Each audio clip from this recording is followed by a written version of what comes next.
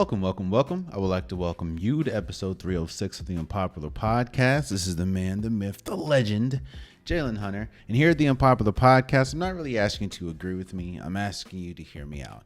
For people that don't follow me on social media, first of all, what are you doing? Second of all, if you're wondering where the episode was on Saturday, I had major technical difficulties. The stars weren't aligning for me, so I apologize, and I appreciate all the people that, asked about me, but here we are. There's one thing about sports that is true, is sports are difficult. You have people that are playing at the top of their game, top of the level, like some of the greatest athletes in whatever sport, trying to get to a certain goal. In fact, everyone is trying to get to the same goal, and that goal is to win.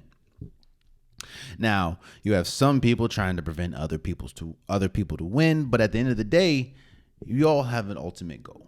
And I start there because while yes, sports are difficult, there are some times where the stars align for your team. And when the stars align for your team, you have to capitalize, because that doesn't happen all the time in sports. Hell, we're going to talk about a game a little later where the stars did not align for a team, and now they're at home. You see, the stars aligned for the Buffalo Bills to beat the Cincinnati Bengals in the divisional round. First of all, you're playing at home. You're playing in the snow. While yes, it gets cold in Cincinnati. Buffalo with Josh Allen, with some of the pieces that they have, a bigger quarterback. You're also playing against Joe Burrow, who of course spent his college career in LSU. You should thrive in the elements of, it's snowing and you're at home. When you look at the Cincinnati Bengals, they were out 3 of their, 5 starting offensive linemen. While, yes, I understand Von Miller wasn't there. Michael Hyde hasn't been there most of the season. The stars were aligning for the Buffalo Bills to win this game. I mean, going into this game, and pretty much the majority of the entire season, the Buffalo Bills were projected as the team to beat, the team to make it to the Super Bowl. I mean, we know what happened last year with, the playoff game against the Chiefs and overtime. And you heard a lot of people say, well, if the coin flip went our way, you can say ifs. You can live your life on ifs, but you're not going to go anywhere in life. And the Bills made a lot of moves this offseason. Of course, they got Von Miller. You have Josh Allen, who was the preseason MVP or MVP vote. Of course, you still have Stephon Diggs. A lot of people thought Gabe Davis was going to take that jump. Again, the stars were aligning for the Buffalo Bills to win this game. Which is why yes, we'll talk about the Giants. But this is why I think that the Buffalo Bills losing to the Cincinnati Bengals was the worst loss of the weekend in the divisional round. Now, no, of course, we'll talk about the Cowboys and what this means for the Cowboys. We'll talk about the Giants getting destroyed by the Eagles. But the Bills were supposed to win this game. I drank the Kool-Aid.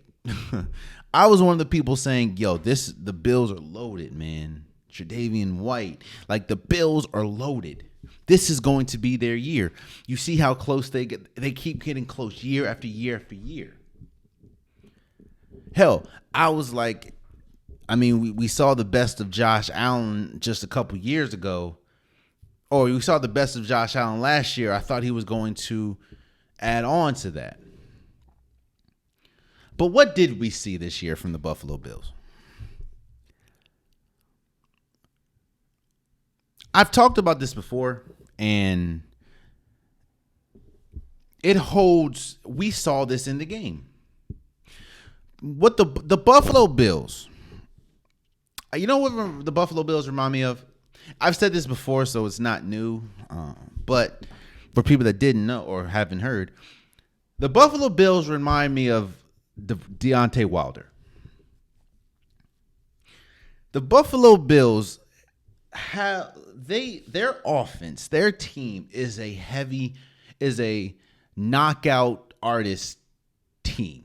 Meaning they go for the jugular almost every single time because that's how they go for those 50-yard bombs. They go for those 45-yard bombs. They go for those 60-yard bombs because you have a quarterback in Josh Allen who has an arm. You have Stephon Diggs.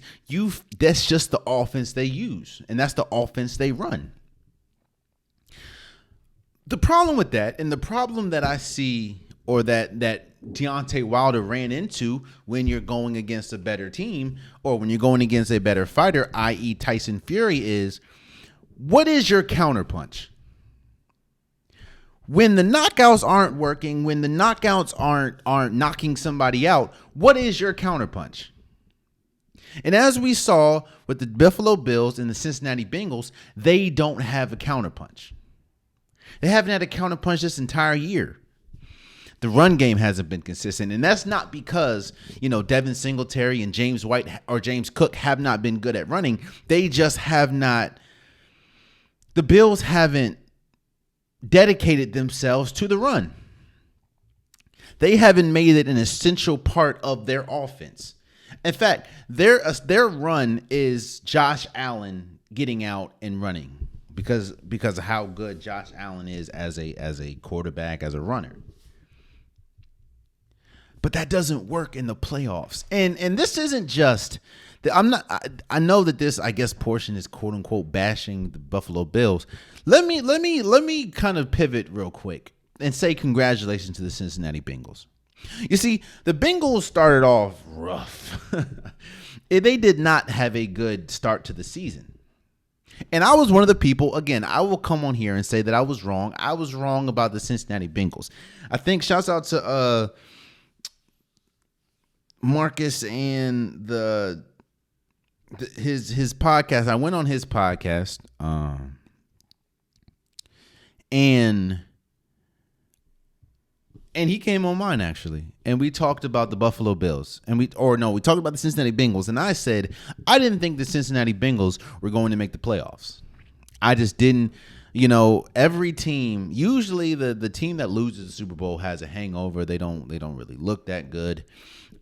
Now, of course, I didn't know that hangover was actually going to go to the Rams. But so shouts out to the Cincinnati Bengals, and shouts out for clarity.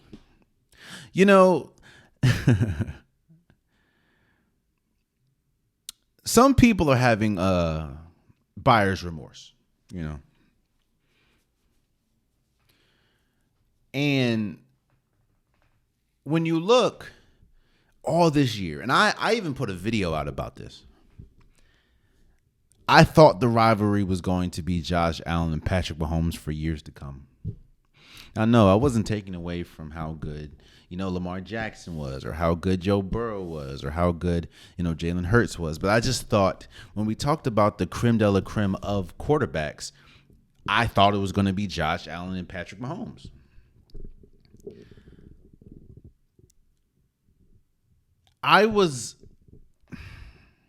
Shouts out to Joe Burrow, man.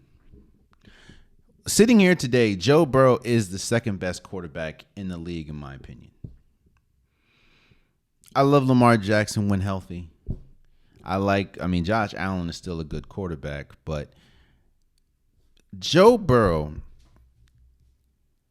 it's the intangibles that make somebody good. It's how does a team rally around you? When you need to make a play, when you need to be big, how do you do it? And he's been doing this since college.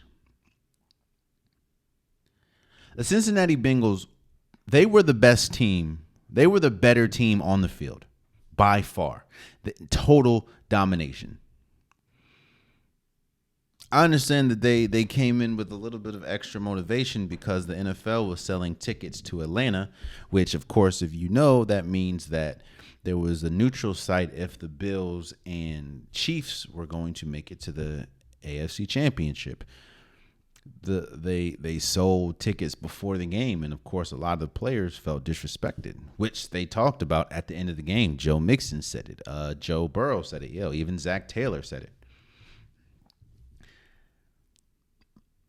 There are times, and we'll talk about this a little bit in depth when we talk about the Cowboys, but there are times when it's hard for you to understand what's in front of your face because of the history of whatever you're looking at. You see, the Bengals haven't had the best history. They've had a very mediocre history. They've had, getting to the playoffs, but never really doing anything in the playoffs. And a lot of people, including myself, was skeptical as was last year a blimp, or was it things to come? And while I don't think the Cincinnati Bengals will make the Super Bowl every single year, when you have a quarterback like Joe Burrow, when you have the weapons that they have, you're going to be viable for a long time. Like Joe Burrow said, his championship window is his entire career. So congratulations to the Cincinnati Bengals for a complete domination of the Bills. The Bills, that's one of the biggest reasons why I think they had the worst loss of the week or of the weekend, because it's just, you go in as favorites. You're at home. The elements working in your favor. You have Josh Allen. You know what, though? Let's pivot back to the Bills and let's talk about Josh Allen for a second. And how you can see, you know, when you talk about a breakup, right? And they say who won a breakup. I don't really believe in that who won a breakup thing. I just believe two people or two entities are able to separate and do whatever they got to do. But in the terms of how people say who won the breakup, right? You see, if you want to explain what we saw from Josh Allen this year, leading the league in interceptions, including the playoffs, I think he's either leading the league in interceptions or tied. If you want to explain what we saw from Josh Allen, just look at Daniel Jones. Why were we touting Daniel Jones as drastically improved? A lot of people are saying it's because of Brian Daboll.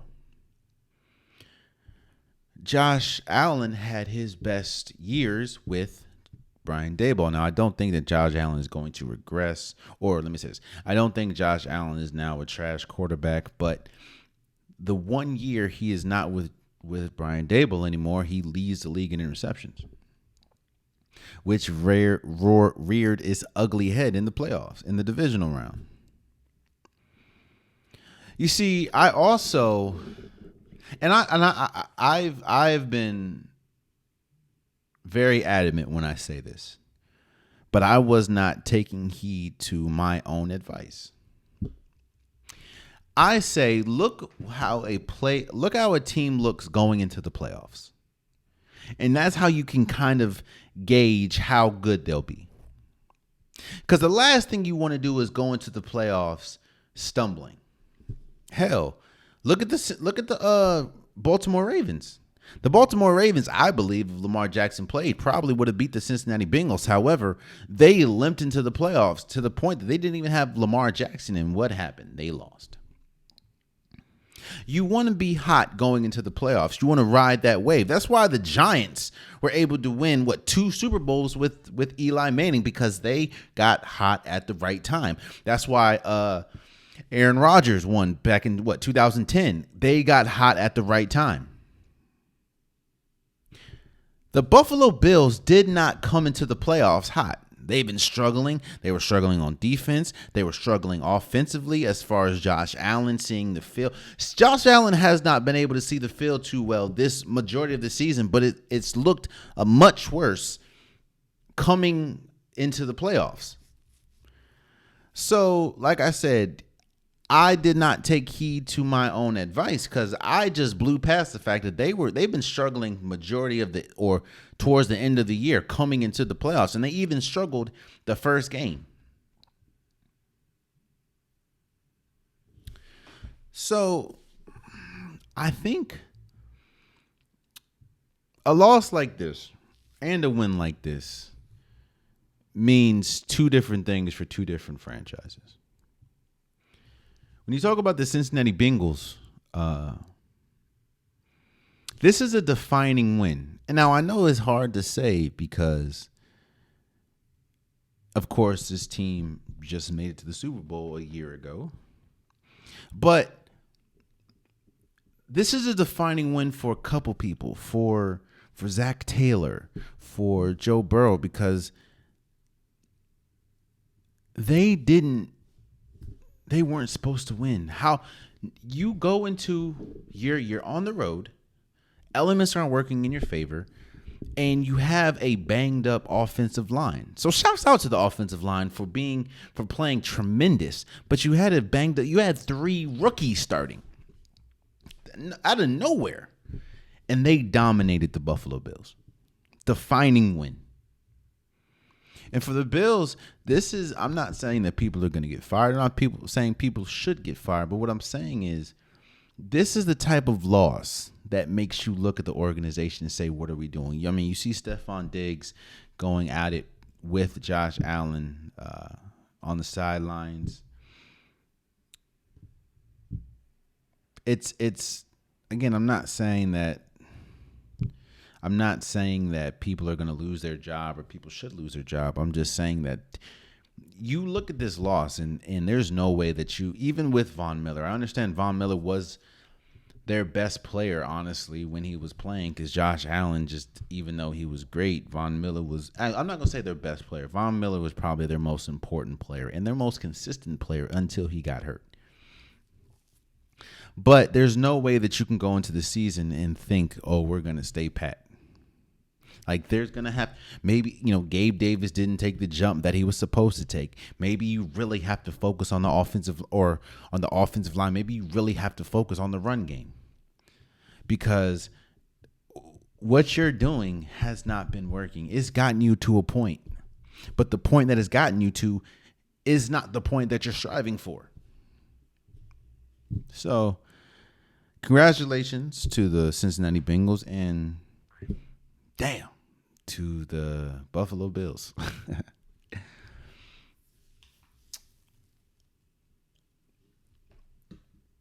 Titles mean a lot. Titles mean a lot. I like to I always bring relationships into it, right?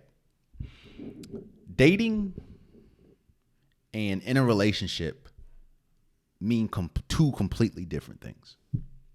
And the level of energy means two different things. Or dating doesn't require the same level of energy than relationships do, being in a relationship.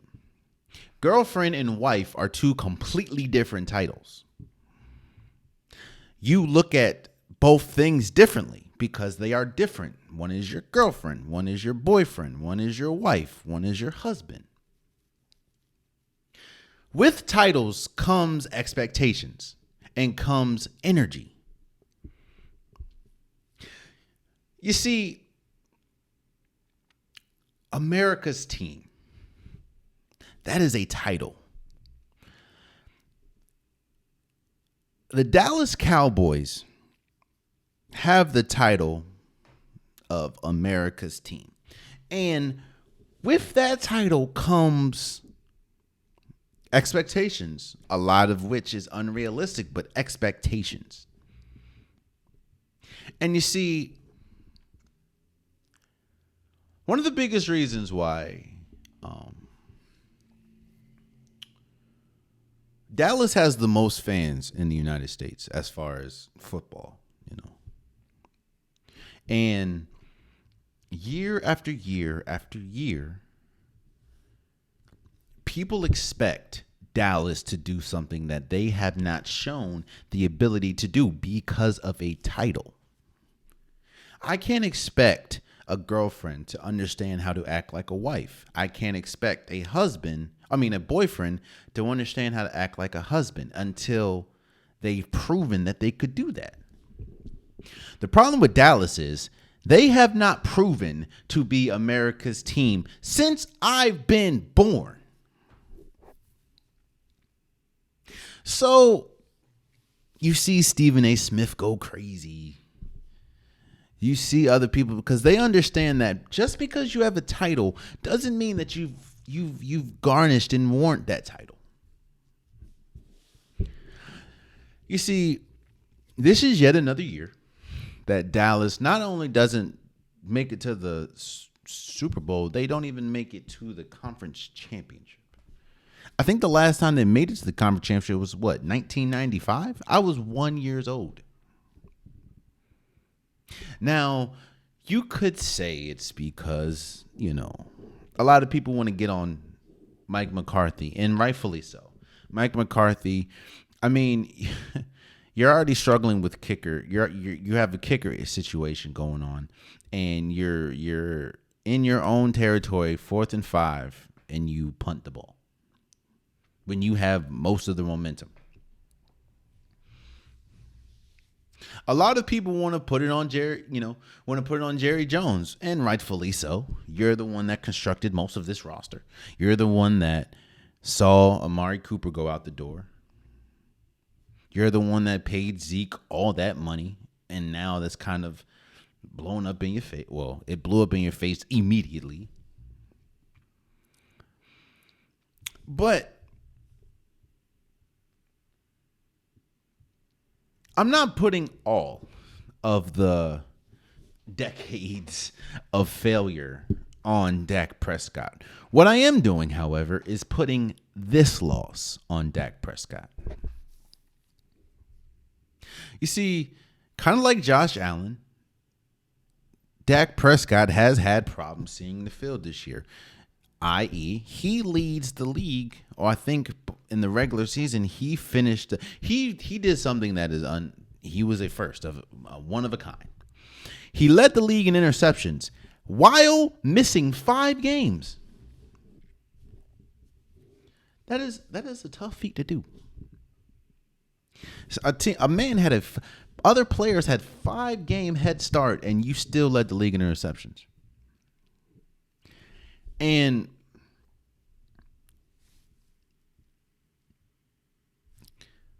when you look at the game against the 49ers, a lot of people thought, and a lot of people, including myself, thought that the 49ers were going to win this game the exact way they won the game. However, I said this before. A lot of people look at moments and let those moments overshadow what we've seen. I did that with the Buffalo Bills. People did that with with Dak Prescott. You see, we looked at what Dak Prescott looked like against the Tampa Bay Buccaneers and thought to themselves, oh, everything that we've seen this entire season has been rectified. Not the fact of just the game before against Washington, against a rookie quarterback, he looked inferior. Or the fact of you're playing against a team that is under 500 in the Tampa Bay Buccaneers. So a lot of people thought Dak Prescott turned the corner. No, brother. Dak Prescott had 2 horrible interceptions and one potential interception that should have been a pick 6. And the reason why I'm putting this loss on Dak is because, and it's not all on Dak, but if we're doing blame pie, he gets a 80% slice. Because the defense did exactly what it was supposed to do. The defense matched the level of physicality, matched the level of intensity, matched the level of the moment that that the 49ers came with. The 49ers that have Nick Bosa, that have Fred Warner, that have the Greenlaw, that have those dogs. The Dallas Cowboys defense came to play. But and like we've said before, you're beholden to your quarterback, man. CeeDee Lamb had a good game. It's just you can't. When you needed to be big in the biggest moments, you weren't there. Dalton Schultz had a good game, but it's just those little things. At the end, Dalton Schultz doesn't get his leg down. Dak Prescott throws 2 interceptions. Tony Pollard goes out with a broken fibula, so I hope he gets better. I know he had successful surgery, so shouts out to him. But now you have to go back to Ezekiel Elliott. Ezekiel Elliott doesn't have it. The offensive line was good. It just didn't work. So when we talk about titles, I'm not saying you need to take away, like if Dallas is America's team because it has the most fans, then call it America's team. But don't let that title fool you. This team is nowhere close to a championship. I understand that you're 12-4. I get that. But the Dallas Cowboys, just because they're America's team doesn't mean that they're championship caliber, because you have a quarterback who is touted as elite but hasn't played elite ever. You have a head coach that has struggled with time management and clock management and situational moments. You have an owner who wants to put his hands in everything. And because of that, you see people like Amari Cooper leave. You see people like Zeke getting overpaid. You see people like Dak Prescott getting overpaid. You know another player that's overpaid in the league right now? Kyler Murray. You know where Kyler Murray is? Probably on a Call of Duty session or something. What I'm saying is this. The 49ers were the best team. We're the best team that on the field. The 49ers defense was the best unit on the field. However, Dallas's defense was not too far behind. I don't remember who said this. I think Colin Cowherd said this. And it got me thinking, and I think he's absolutely correct. Dak Prescott is closer to Daniel Jones than he is to Patrick Mahomes. Dak Prescott is closer to Kirk Cousins than he is to Joe Burrow. Dak Prescott is closer to Carson Wentz than he is to Josh Allen. Dak Prescott is closer to, let's say, Jameis Winston than he is to Lamar Jackson.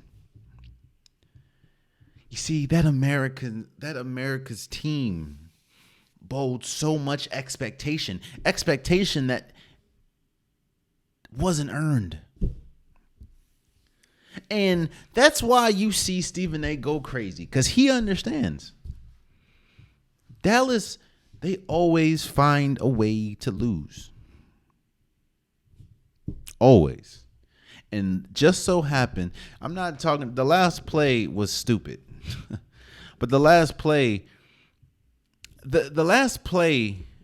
having Zeke getting destroyed because you have him under center, or actually you have him as a center pretty much.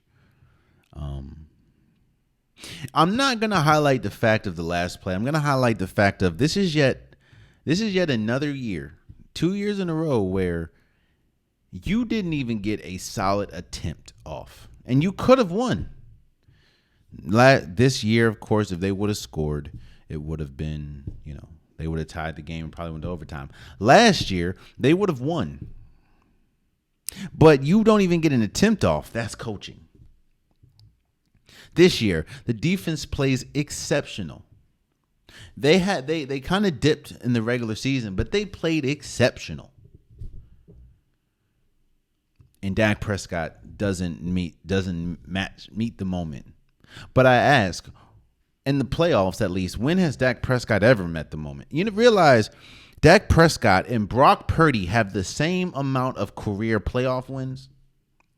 Brock Purdy is a rookie and now has the same exact amount of playoff, or actually has more playoff wins than Dak Prescott, and will play in more. Brock Purdy has played in more conference championships than the Dallas Cowboys have played since 1995, I think.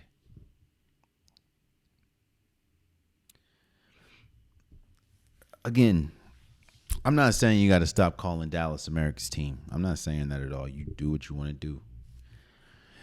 But let's have realistic expectations about this team. This team, it's kind of like how the Green Bay Packers have been these last few years. Great in the regular season, overachieve in the regular season. But once the games really matter, they do what? And on the 49ers side, I am looking at one of the best teams I have ever seen. Period. Bro, I will say this, and this was what I said going into the year. Now, of course, it was under a different quarterback, but I said that this team is going to go as far as their quarterback. Now, the 49ers are a tad bit different in you can lean on the run game with Christian McCaffrey and Deebo Samuel. You can lean on the pass game with Deebo Samuel and Brandon Ayuk and George Kittle. You can lean on this ferocious defense. Again, Nick Bosa, Fred Warner, Greenlaw, Ward. But there were a couple times in the Dallas game where Brock Purdy could have and should have been picked off. I know what's his name? Trayvon Diggs dropped an easy interception. There was just a couple times where he should have been intercepted. That's the same thing that happened against the Seahawks. Which is also funny that I brought up the Seahawks, because if you look at Geno Smith compared to Dak Prescott, Geno Smith looked drastic, even though, of course, the 49ers beat the hell out of the Seahawks. Geno Smith played a lot better than Dak Prescott did against this 49ers team. But the 49ers are one of the best teams I've ever seen. One of the most stacked teams I've ever seen. Kind of rivaling another team that we're going to talk about in a second, but this is one of the most stacked teams I've ever seen. One of the most physical teams I've ever seen. Not the most, but one of the most physical teams I've ever seen. And it's like when you have an entire team that adopts the physicality in which you want to bring game after game, that you get the 49ers. So there will be a game. I don't know if it's, in fact, I think that game is probably going to be in the NFC Championship, where Brock Purdy is going to have to make some plays. Now, he has made plays. He's made some beautiful plays. But playing against the Eagles is a different animal than playing against the Seahawks and playing against Dallas. A fully healthy Eagles team, by the way. And I'm not saying that they can't win. I'm just saying. And I wouldn't be surprised they win. I'll give my predictions on the championship games on Saturday, but yeah. Let's move forward. The biggest story coming out of course, this Kansas City Chiefs and Jacksonville Jaguars game is, of course, the health of Patrick Mahomes. Shouts out to the Jaguars for making it this far. Nobody thought they were the first team in the NBA or in NFL history to have the worst record the year before and then win a playoff game the next year. Shouts out to Doug Peterson, Trevor Lawrence. I still think that they're a rebuilding team, but not in the sense of rebuilding as, they need to they're just at the bottom of the totem pole. I think that the Jacksonville Jaguars, if they keep this same formula, same recipe, are going to be good for years to come. You have the quarterback, you have the coach. They need to get the offensive line straight. They need to get the secondary good. Once they're able to do that, this team is you have the running back and Travis Etienne. You're going to be good. Christian Kirk is a good quarter or wide receiver. Maybe get another. No, I think it's just the offensive line and the secondary, but I think everything else is good. But the storyline coming out of this game is Patrick Mahomes. And how, of course, we saw early in the game he had a high ankle sprain. I'm not an expert, but I have had a high ankle sprain before when I was in college playing basketball. And I understand that is a 4 to 6 week thing. So with Patrick Mahomes coming back in 8 days, I don't know how that's going to happen. But, hey, it is what it is.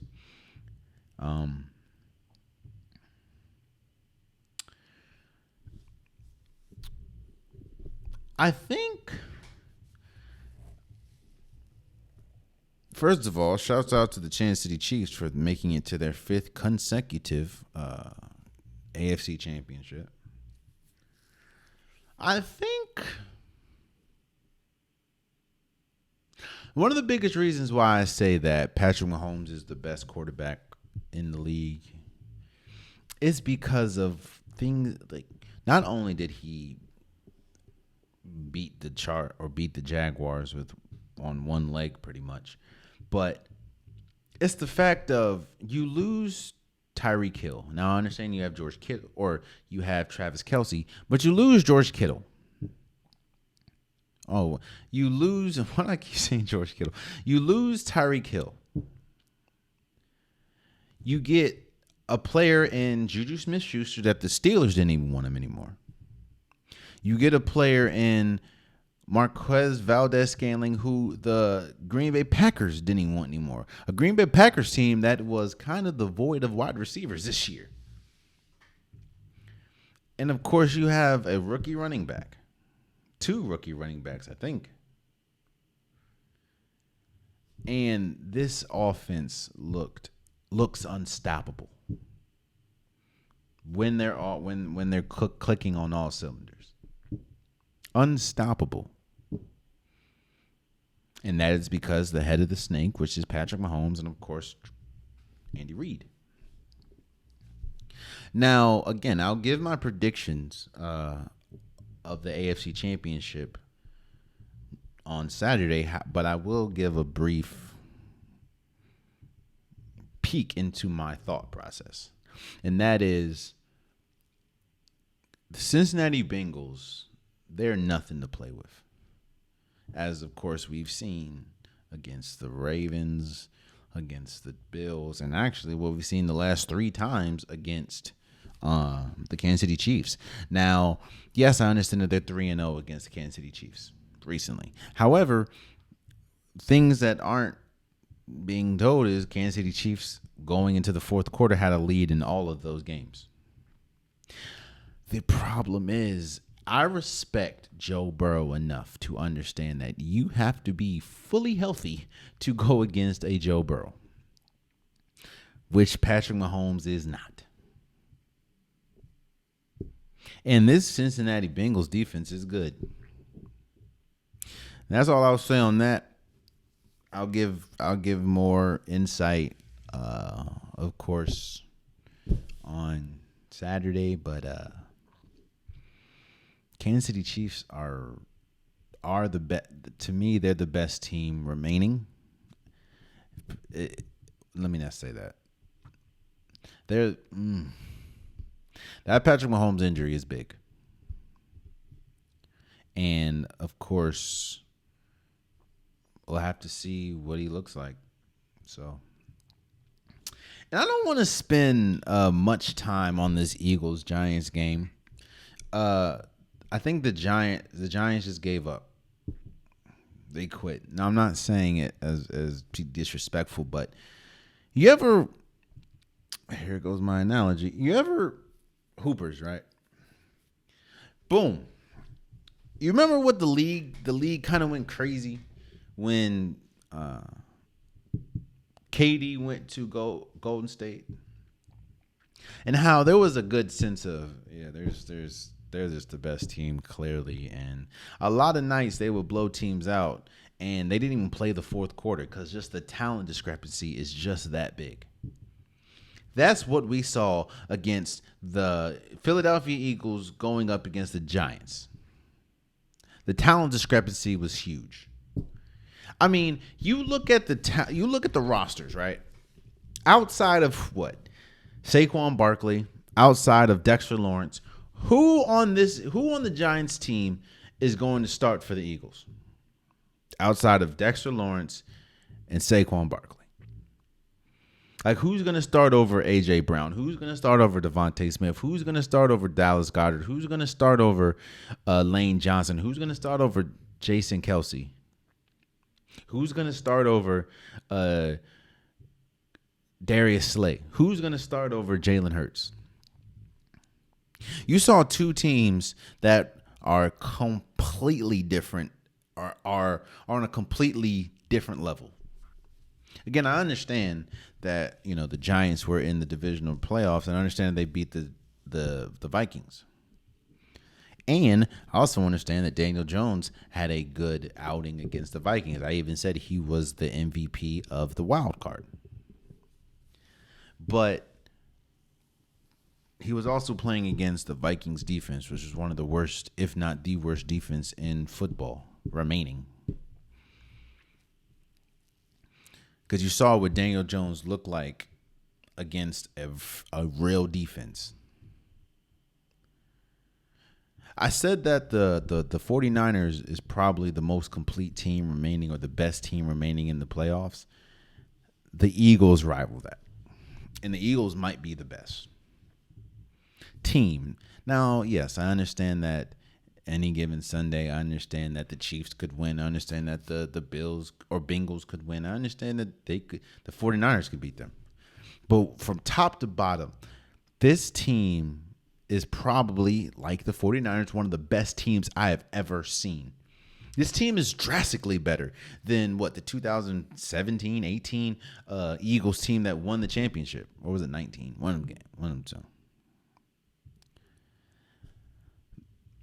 Jalen Hurts, there's a reason why, for everyone calling him a system quarterback, there's a reason why this team looks drastically different with Gardner Minshew than it does with Jalen Hurts. Shouts out to Nick Sirianni. I was drastically wrong about Nick Sirianni as well. This Eagles team, again, you don't need to talk much about this. The game. I mean, they won 38-7. This was complete domination. And that doesn't take away from anything that the Giants have done this year. Again, shouts out to Brian Daboll. More than likely, he's going to win Coach of the Year. Daniel Jones had a good season, but is a lot of that because we kind of saw the old Daniel Jones minus the interceptions. We kind of saw the old Daniel Jones rear his head against the Eagles. So I'm not taking away from what he did in the regular season, but we saw the old Daniel Jones. And again, this was a complete mismatch. The only reason why I gave the Bills probably the worst loss, even though the Giants lost worse, or even though the score didn't reflect that, is because you went into, if you were being unbiased, or you were being realistic, you went into the Bills game thinking that the Bills should have won this game, or should have won the game going into the game. You think that, while yes, there's a lot, it was evenly matched talent wise. It was just things were kind of going into the Bills' favor. When you look at this Eagles-Giants game, this was a complete mismatch. And nobody should have thought, people shouldn't have thought that the Giants had a chance. I understand the statistic that no team has lost to one team 3 times in one season. I get that. But look at every single time the Eagles have played the Giants, it's been a rout every time. And the playoffs is just another just another check on that box. So yeah, the Giants, I went into that game. It was quick too. Kind of like the Bills, it was quick. Like I saw almost instantly, oh yeah, the Giants is over with. The Giants have absolutely no shot. Jason Kelsey is dominating. That offensive line is dominating. They have the Eagles have the best offensive line in football. The Giants had absolutely no shot. Daniel Jones could have played his best game, which his best game probably was against the Eagles. I mean, no, probably was against the Vikings a week ago. He could have duplicated that, and they still would have lost badly. Saquon Barkley was they neutralized him. He did his best, of course, but they neutralized him. So yeah, I think the Bills had the worst loss, even though, of course, tally-wise and score-wise, you would say it's the Eagles and Giants, but I had absolutely no faith in the Giants. So that was, what we saw in the divisional round. I will give my predictions of the conference championships on Saturday, and let me know what you guys saw in those playoff games. So let's move forward. So I don't know if you've seen or anything, but John Wall, shouts out to, I don't remember the podcast. I know Theo Pinson's on it. But shouts out to John Wall. He did a very candid interview with Theo Pinson and somebody else. I'm sorry I don't know your name, and I completely forgot the podcast title. But it was a really good interview with John Wall. And John Wall talked about everything from the Wizards to Kentucky to McDonald's All-American. But John Wall highlighted something that I want to talk about. And that was his time in Houston. And how it was terrible. He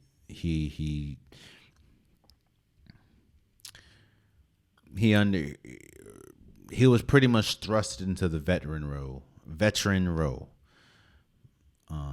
And he was better, or he felt that he was better than a lot of people that he was supposed to mentor. And you're kind of seeing that with Eric Gordon. I mean, Eric Gordon has been desperately crying to get out of Houston because he does not want to play the veteran role. Now, let me both sides. I understand both sides of the equation. And both sides can be right on one thing. They can be different, but they both can be right. You see, the job of a veteran is less on the court than more off the court. The job of a veteran is to guide the young players and guide them in a way to teach them how to be a outstanding citizen, how to be an NBA player, how to navigate being a professional basketball player. That's the job of the veteran. Their play isn't as important as you would think it is at that point. What we're seeing is John Wall and Eric Gordon. We're seeing two cases of they have not accepted that role. You see, it's easy to accept if you're a star. Like Steph Curry accepting the star role is easy because he's Steph. LeBron James accepting the star role is LeBron James. I mean, it's easy. But what happens when you're someone like Vince Carter, and you now have to play the veteran role. Or Allen Iverson. We saw Allen Iverson struggle mightily with being the veteran. We saw him struggle being the veteran when he went to Denver. We saw him struggle being the veteran when he went back to Philly. We saw him struggle being the veteran when he went to Memphis, when he went to Detroit.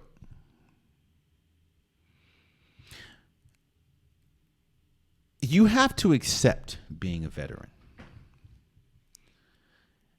And trust me, veterans are important. We saw Jalen Rose talk about this. We saw Kendrick Perkins talk about this. John Wall was unwilling to accept the role of being a veteran for the Houston Rockets because he felt he still had basketball life to go. He still felt he was better than a lot of players that he expected to mentor. That's kind of what you're seeing with Aaron Gordon. Eric Gordon doesn't think he's the best player, but he does think that he still has enough juice in his game that he can help a team win. You see, the Houston Rockets is like the youngest team in the league by far. And they have some talent. I mean, Jalen Green just had a 42-point game the other day. Kevin Porter has completely reinvented himself. But they still, because they're young, they don't know how to win. Sengun is great. So I understand what you're seeing. A lot of times you don't have an option. Like you're just the veteran. I mean, you're seeing that with Kevin Love. He's doing it really good with the Cleveland Cavaliers. But a lot of times, what you're seeing with John Wall and Aaron Gordon is they're not accepting that role, and it's okay. It's okay. But teams have to understand, like, sometimes people don't want to be vets, or they're not ready to be vets, as we're seeing with the Houston Rockets and Eric Gordon and John Wall. And now John Wall, of course, is with the Clippers. You see, if you've been in the league long enough, there's going to be a time where if Steph plays long enough, he will turn into the vet. He's a vet now, but turn into a vet as far as your services are more needed to mentor someone like a Jordan Poole, mentor someone like a Dante DiVincenzo, or whoever they get in the draft. Instead of, we're not expecting you, and you can't really be the MVP Steph again. There's going to be a time, of course, there's a while from now, but there's going to be a time where the Giannis is the same way. And every single basketball player, if they have longevity in the league, is going to have that reality. Now, yes, there are some vets like Steph, like Draymond, like Clay, like KD and stuff like that, where you're vets, but you're still at the top of your game, minus Clay probably. But that's due to injury. But there is a time, as we're seeing, or as we saw with Houston, that sometimes, there's times where they just don't need that and don't want that. And,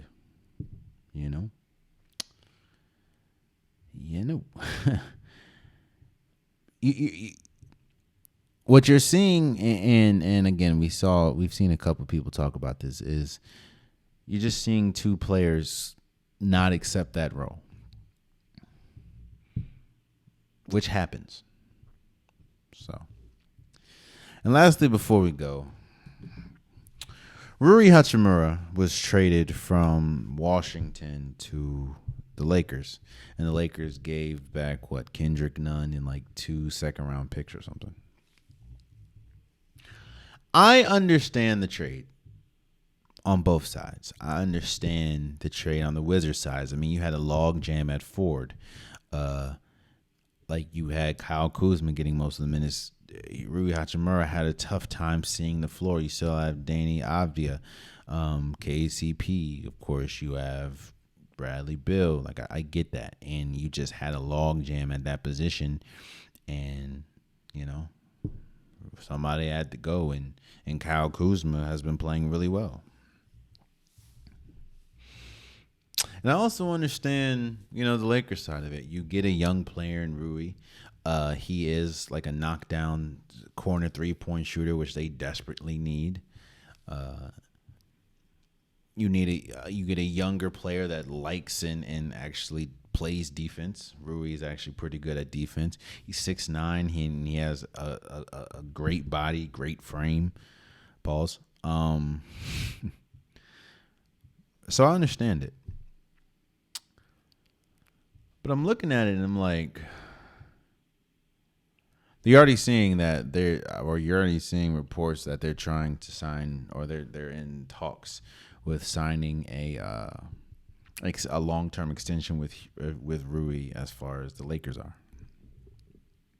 But this I think this is I'm talking more to the Wizards. I understand, there's no real championship aspiration right now. They're nowhere close to being a championship team. But why does it feel like almost every single time there is a trade with the Wizards, maybe except one, that the Wizards are on the losing side? The one exception is probably Porzingis for Spencer Dinwiddie and Davis Bertans.